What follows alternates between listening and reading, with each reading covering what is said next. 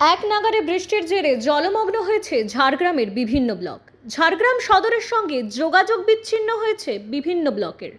দেখুন ঝাড়গ্রামের জামবনি ব্লকের অবস্থা।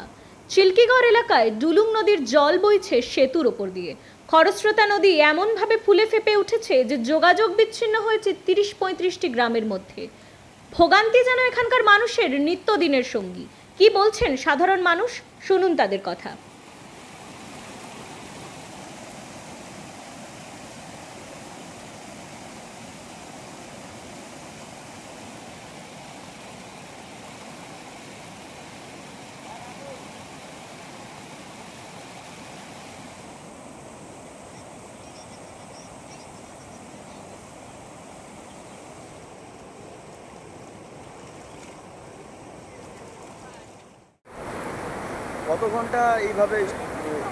24 ঘন্টা পেরিয়ে গেছে,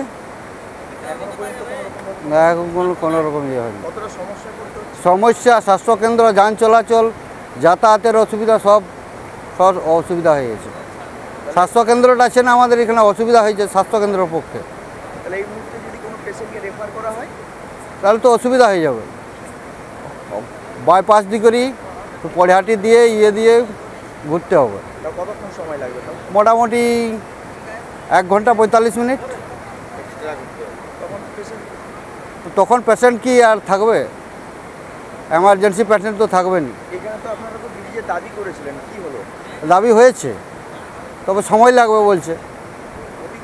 প্রতি বছরে সমস্যা হয়, এই বৃষ্টি হলেই সমস্যা হয়।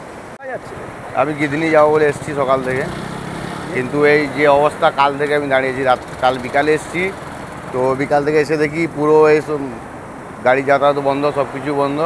তো কালকে যেতে পারিনি, সামনে জামবনিতে ছিলাম। তো সকাল এসে দেখছি এখনও তো পুলিশ কর্তারা আছে, ওরা বলছে না যেতে দেওয়া হবে না, তো ঘুরে যেতে হবে। সাঁকরাইল থেকে এসেছি আমি।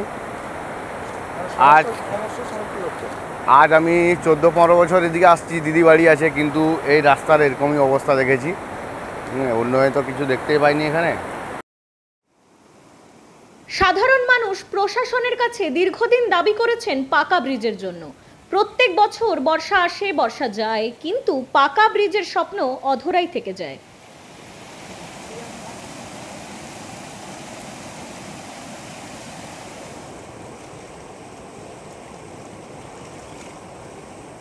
ঝাড়গ্রাম থেকে অরূপ ঘোষের রিপোর্ট, নিউজ পোল বাংলা।